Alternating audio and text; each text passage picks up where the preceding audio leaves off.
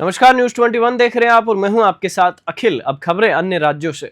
जगदलपुर शहर में Shyama Prasad Mukherjee town hall में एक ऐतिहासिक संवाद कार्यक्रम आयोजित किया गया।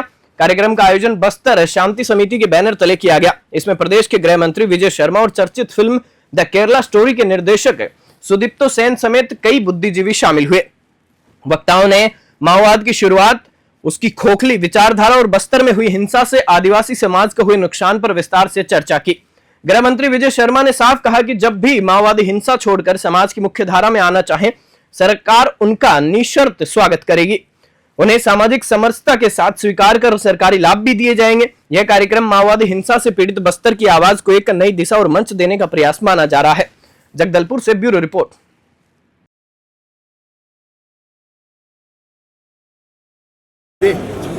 भैया, आयोजन इसका इम्पोर्टेंस आप कितना देखते हैं, क्योंकि नक्सली इस तरीके की चीज़ों को नकारते आए। भैया, नक्सलवाद या जिस तरीके से हुआ है वो अक्सर को माओवादी कहलाना भी पसंद करते हैं। माओवाद क्या है, इसका कहाँ से शुरुआत हुआ, इसमें क्या क्या घटनाएं हुई हैं, उसको एक बार समझने और जानने की ज़रूरत है। तो 1989 में बीजिंग के थियानमेन स्क्वायर में मैसेकर हुआ था, उसको समझने की ज़रूरत है, लोगों को बताने की ज़रूरत है कि बंदूक की नली से जब सरकार बनती है तो वो सरकार बंदूक से ही बात करती है। कितना इम्पैक्ट पड़ेगा इसको छूने से करंट लगता है। गजब का जोश, गजब का उत्साह, जवानों की भुजाओं की ताकत गजब है। जवानों से हाथ मिलाओ तो करंट लगेगा। धीरेन्द्र शास्त्री जी आने वाले हैं भैया, क्या उम्मीद करते हैं उनसे और नक्सलियों दोनों से? नक्सलियों से उम्मीद का मसला नहीं है। उसमें उसका क्या कहना है कि उसमें काफ़ी लोग ऐसे हैं जो फंसे हुए हैं, वो वापस मुख्य धारा में आना चाहते हैं, पुनर्वास करना चाहते हैं। माननीय विष्णुदेव जी की सरकार पूर्णतः इस विषय के साथ कि एक गोली नहीं चलाना चाहती। केंद्र की सरकार माननीय अमित शाह जी एक गोली नहीं चलाना चाहते, सब चाहते हैं पुनर्वास हो। तो इनसे मैं इतना ही सोचता हूँ कि पुनर्वास करें। और दूसरा, पंडित धीरेन्द्र शास्त्री जी बस्तर का उनका प्रवास होगा तो ये बड़ा ही हर्ष का विषय है। मैं सोचता हूँ कि हमारे नौजवानों के बीच में उत्साह है। सर, हैदराबाद में शांति वार्ता को लेकर बैठक हो रही है। मैंने उनको अगर देर से याद आया होगा तो भी कोई बात नहीं, अभी भी उनका स्वागत है। भैया, जो आज कार्यक्रम हुआ स्वाभाविक है, एक से बस्तर तक जो एक प्लेटफॉर्म जो नई एक अच्छा मैसेज जाएगा। क्या इम्पैक्ट पड़ेगा इसको लेकर? मैं इसीलिए मैंने सबसे पहला एड्रेस नौजवानों को किया। नौजवानों को ये ध्यान आना चाहिए, ये माओवाद है क्या, ये कैसे होता है। कहीं किसी ने शिगुफा बनाकर रखा है कि ये कहीं गरीबों के लिए लड़ते हैं, इस तरह की कोई बात फैला कर रखी है।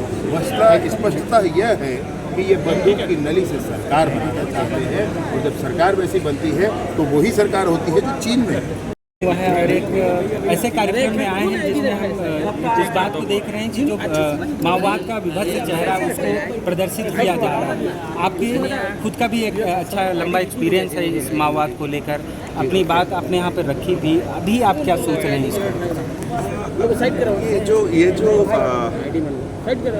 सुप्रीम कमांडर की हत्या हो जाना, एलिमिनेशन हो जाना, या 100, 200, 300 माओवादियों की खत्म हो जाना, ये अच्छी न्यूज़ है, क्योंकि ये बंदूकधारी जितना कम हो उतना अच्छा है। लेकिन लड़ाई, मैंने मेरी बातों पे भी बोला, लड़ाई बंदूक का नहीं है, लड़ाई विचार की है, इंटेलेक्चुअल लड़ाई है। और ये काफ़ी गंभीर लड़ाई है, क्योंकि वो किसके साथ लड़ाई है वो चेहरा आपके सामने नहीं है, उनको आप जानते हैं उनकी सोच से, तो लड़ाई तो कठिन है। बस्तर के दर्द को लेकर भी क्या एक बार फिर हम कोई फिल्म देखेंगे क्या, बस्तर के दर्द को लेकर, और नक्सलवाद कैसे खत्म हो रहा है, क्या ये भी?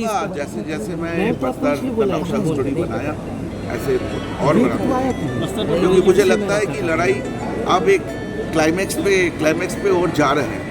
बस्तर की बदलाव आज से शुरू नहीं हुई, 2012-2013 में शुरू हुई। रास्ता बनना शुरू हुआ। ये बोला जाता है कि बस्तर की रास्ता डामर से नहीं, खून से बनता है, शहीदों की खून से बना है। सो जो आज रास्ता बना था, इसकी वजह से सुरक्षा बल जा पा रहे हैं। तो बदलाव बहुत पहले से शुरू हुआ, लेकिन ये एक डिटरमाइंड माइंड से जो काम कर सकते हैं उसके नतीजा है बसव राजू की एलिमिनेशन। भैया, कोई कहानी आपके दिमाग में है?